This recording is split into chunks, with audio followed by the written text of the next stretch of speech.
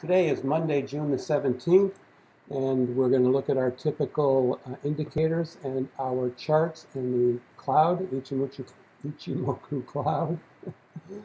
Low relative volume in the Dow, and this has become a persistent story now. We saw a few days last week where we're in the 60% relative volume, 90% for the NASDAQ, 80-ish% for the S&P 500. But this should be some concern. Let's just call today a flat day because we saw 0.1%, except in the NASDAQ, we're 0.1% motion in the stocks. Advancers to decliners were flat. So that means that our breadth indicator, which shows momentum in one direction or the other for money going into or out of the market, is not going to change. We're going to be churning in this area that slightly shows there's slightly more money going into the market than out of it, but there's no strong direction or no strong momentum. Our S&P 500, I tweeted when this happened, but price hit the top of the cloud and immediately pulled back early in the day. The Chiku span had support down here. You can see this white line that I'm moving around, jiggling around. That's the top of the candle underneath the Chiku span, and that coincides with the 50 simple moving average. So we had double support were we to come down there, but we didn't.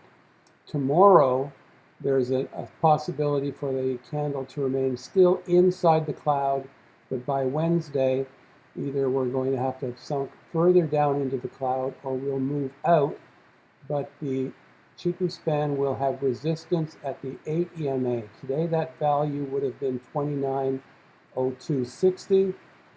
Tomorrow that value drops considerably.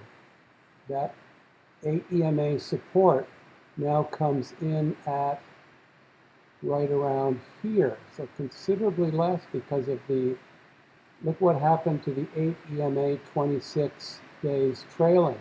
So tomorrow we're going to get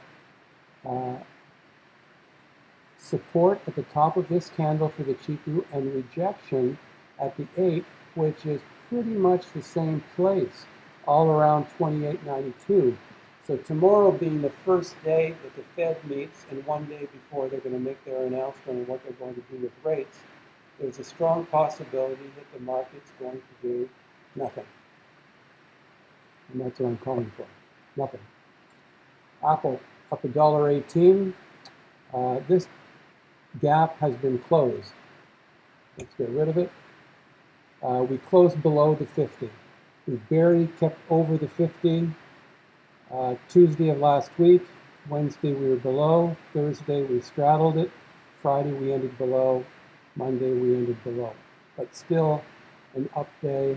And the Chiku span shows that it's getting resistance on the 50 simple moving average after Friday's bounce on the 200 moving average. You got to watch this stuff. It's not just price.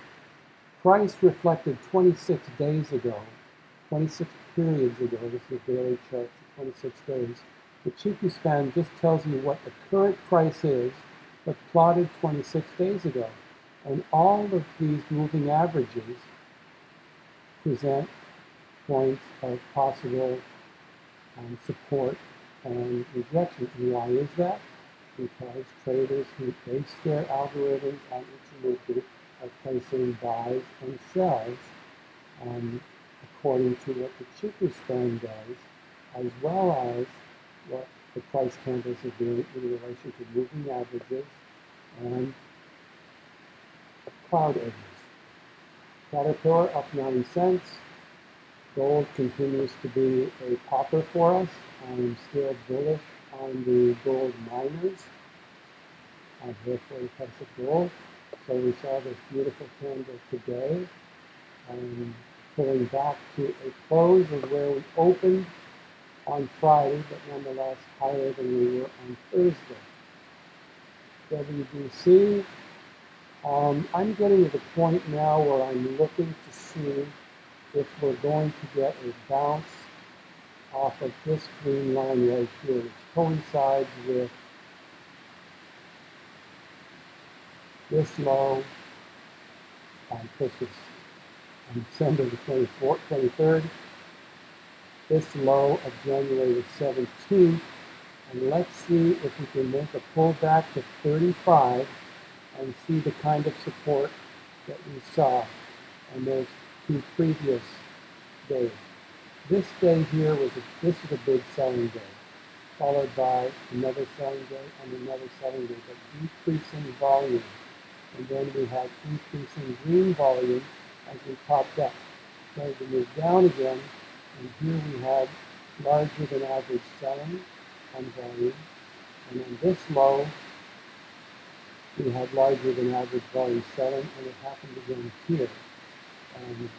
January 25th, that could very well have been an earnings release day. It wasn't an release day, as I recall, because the initial reaction was to sell, and then the buyers took in because its move really wasn't that bad on WDC. So I'm looking for a test of 35, and if we can show some momentum up, I'm going to start buying WDC again with a stop of about 34.80. So I'm not going to raise too much if I get into it again, but it's attractive there. Whirlpool has just been a great stock for us, and I treated the 1 hour chart. Look at what it's done since May the 31st on the open. It's moved up for the whole month of June, has been really bullish for WHR. And anything that the Fed does to lower rates, not expected on Wednesday, is going to be bullish for Whirlpool. Any positive housing sentiment and home renovations is going to be positive for this appliance manufacturer. Most of the appliance manufacturing, as I understand, is done in the United States, but they still are affected by the tariffs because a lot of their parts come from Mexico and China. But I rolled my 135 calls that would have expired this Friday, when I had made between 75 and 80% of my anticipated profit. And now I've purchased the stock again, but I've sold the weekly January 21st 140 calls. So using this strategy with 300 shares for the last 4 weeks, I've profited by about, I'm up to about $2,700. So it's a conservative move by selling stock with the first ever money short call, but that's what I've done. I believe I was asleep on it, and it's been working. So that's it for today. Tomorrow, I don't expect we're going to see very much. We're going to see light trading. I don't know what the range will be, but there won't be much of a difference between where we open and where we close.